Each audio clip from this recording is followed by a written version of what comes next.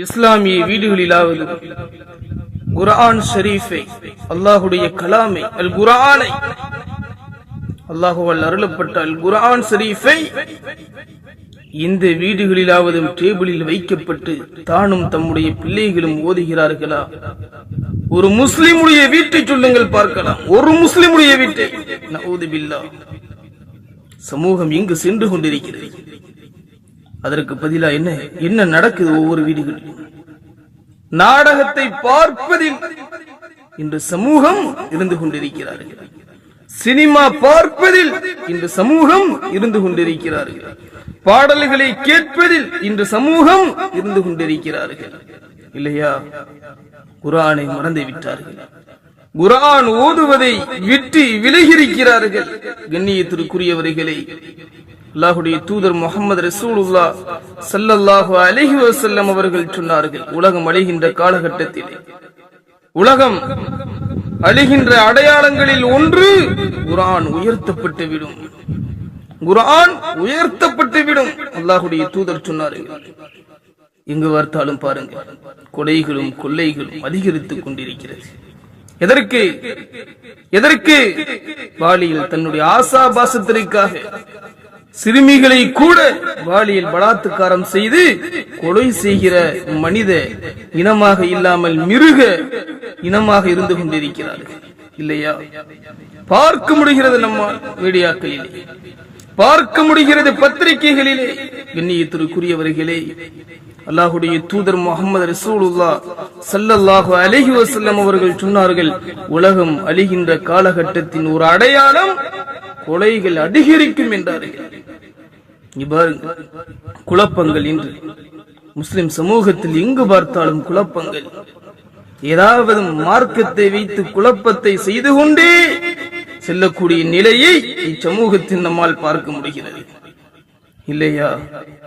எத்தனை பிரிவுகள் சமூகத்திலே, எத்தனை பிரிவுகளாக இருந்து கொண்டு சமூகத்தில் இன்று நாங்கள் தான் என்று மாறுதட்டுகிறார்கள்.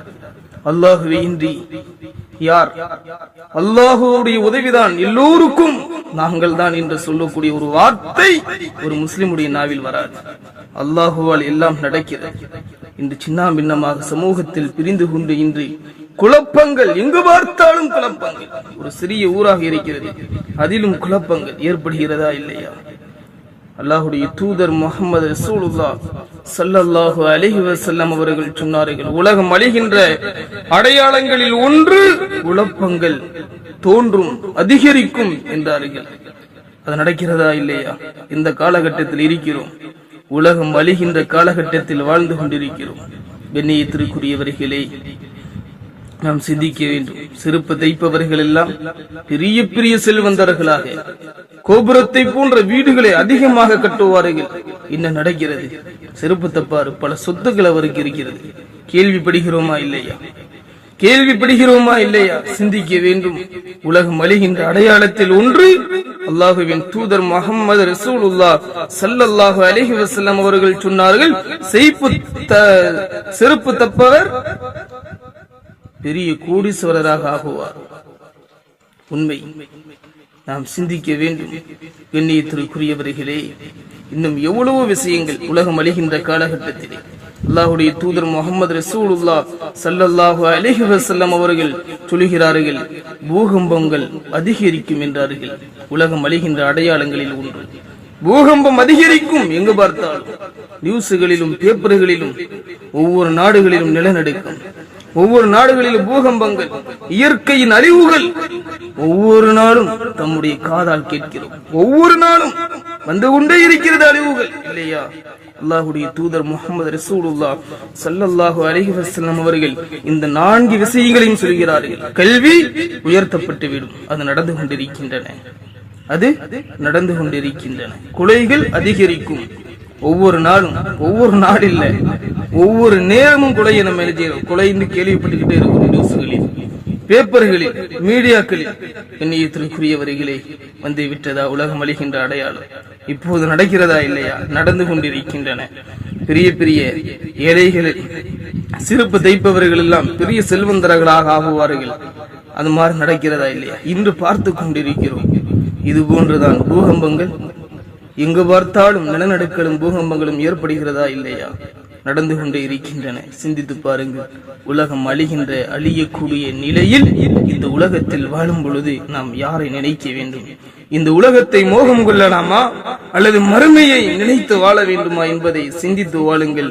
அல்லாஹ்வுடைய தூதர் சொல்லக்கூடிய இந்த விஷயங்கள் அனைத்தும் இப்போது நடந்து கொண்டிருக்கின்றன. அல்லாஹுவை பயந்து வாழுங்கள், அல்லாஹுவை அஞ்சி வாழுங்கள், அல்லாஹு ரப்புல் ஆலமீனை நினைத்து வாழுங்கள், ஐங்கால தொழுகை நிறைவேற்றி வாழுங்கள். அல்லாஹ் எதை தடுத்தானோ அதை தடுத்து, எதை ஆகமாக்கினானோ அதை ஆகமாக்கி பின்பற்றி வாழுங்கள். அல்லாஹு ரப்புல் ஆலமீன் உண்மை முஸ்லிம்களாக, குர்ஆனை பற்று பிடித்தவர்களாக, குர்ஆனை பற்று பிடித்தவர்களாக, குர்ஆனை பற்று பிடியுங்கள். வேற எதுவும் தேவையில்லை. அல்லாஹ் உங்களுக்கு வெற்றியை கொடுப்பான். எதிலும் வெற்றி கிடையாது. எந்த விஷயங்களிலும் உங்களுக்கு வெற்றி என்பதே கிடைக்காது. குர்ஆனை பற்றி பிடித்தால் போதும். குர்ஆனை இந்த சமூகத்தில் மறக்க வைக்கிறார்கள். இந்த சமூகத்திலே இன்று குர்ஆனை மறக்க வைக்கிறார்கள். குர்ஆனை மறந்து வாழாதீர்கள். குர்ஆனை எடுத்து ஓதுங்கள். இதுவும் நமக்கு தேவையில்லை. அல்லாஹுவை நினைத்தால் போதும். அல்லாஹ் வெற்றியை கொடுப்பான். அல்லாஹ் ரப்புல் ஆலமீன் குர்ஆனிலே சொல்கிறான், ஃபதுகுருனி அதுகுருக்கும், என்னை நினைவுங்கள், நான் உங்களை நினைக்கிறேன். அவனுடைய குர்ஆனை முதலில் தொட வேண்டும். அவனுடைய குர்ஆனை முதலில் ஓத வேண்டும். அவனுடைய குர்ஆனை முதலில் ஆராய வேண்டும். அல்லாஹ்வுடைய தூதர் முஹம்மது ரசூலுல்லாஹ் இவ்வுலகில் எப்படி வாழ்ந்தார் அந்த வாழ்க்கையை கடைபிடிக்க வேண்டும். அல்லாஹ் ரப்புல் ஆலமீன் உண்மை முஸ்லிம்களாக வாழும் பாக்கியத்தை எனக்கும் உங்களுக்கும் தந்தருள்வானாக.